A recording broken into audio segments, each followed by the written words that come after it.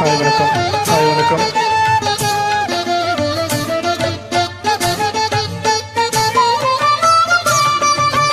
ஒன்பது கோளும் ஒன்றாய் காண பிள்ளையார் பட்டி வர வேண்டும். அங்கு கற்பகம் என்னும் கடவுளின் மெய்யில் உறையும் அவரை தொழ வேண்டும். ஒன்பது கோளும் ஒன்றாய் காண பிள்ளையார் பட்டி வர வேண்டும். அங்கு கற்பகம் என்னும் கடவுளின் மெய்யில் உறையும் அவரை தொழ வேண்டும்.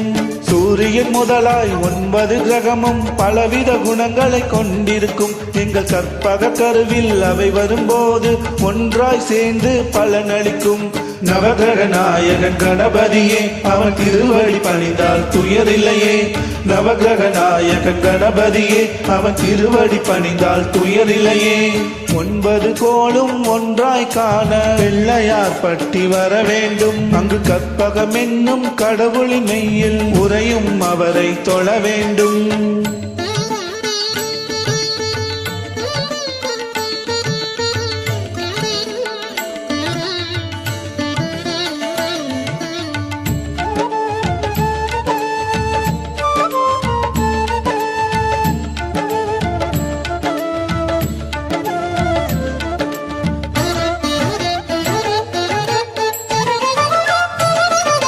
சூரிய பகவான் ஒளிமுகம் காண பிள்ளையார் பட்டி வர வேண்டும். அங்கு கற்பக கருவின் நெற்றியில் மலரும் கதிரவன் தரிசனம் பெற வேண்டும்.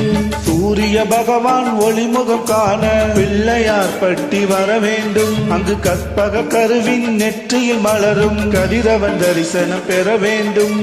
இருளை விளக்கி உலகை எழுப்பும் ஞாயிறு அங்கே குடியிருப்பான். அவன் நாணை முகத்தனி நடியவர் மனதில் ஒளியாய் வந்து குடியிருப்பான். நவகிரக நாயகன் கணபதியே, அவன் திருவடி பணிந்தால் துயரில்லையே. நவகிரக நாயகன் கணபதியே, அவன் திருவடி பணிந்தால் துயரில்லையே. 9 கோளும் ஒன்றாய் காண பிள்ளையார் பட்டி வர வேண்டும். அங்கு கற்பகம் என்னும் கடவுளின் மெய்யில் உறையும் அவரை தொழ வேண்டும்.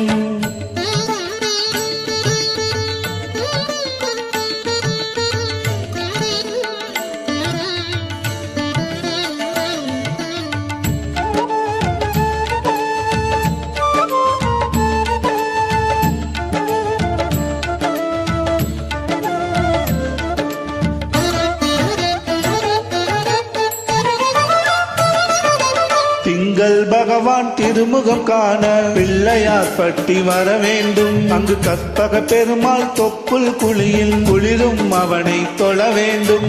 திங்கள் பகவான் திருமுகம் காண பிள்ளையார் பட்டி வர வேண்டும். அங்கு கற்பக பெருமாள் தொப்புள் குழியில் குளிரும் அவனை தொழ வேண்டும். பார்க்கடல் பிறந்த சந்திர பகவான் கணபதி வயிற்றில் பிறந்திருப்பான். எங்கள் கற்பகத்தானை கண்டவர் தமக்கு தீரா பிணிகளை தீர்த்து வைப்பான்.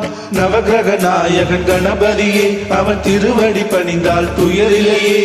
நவகிரக நாயகன் கணபதியே, அவன் திருவடி பணிந்தால் துயரில்லையே. 9 கோளும் ஒன்றாய் காண பிள்ளையார் பட்டி வர வேண்டும். அங்கு கற்பகம் என்னும் கடவுளின் மெய்யில் உறையும் அவரை தொழ வேண்டும்.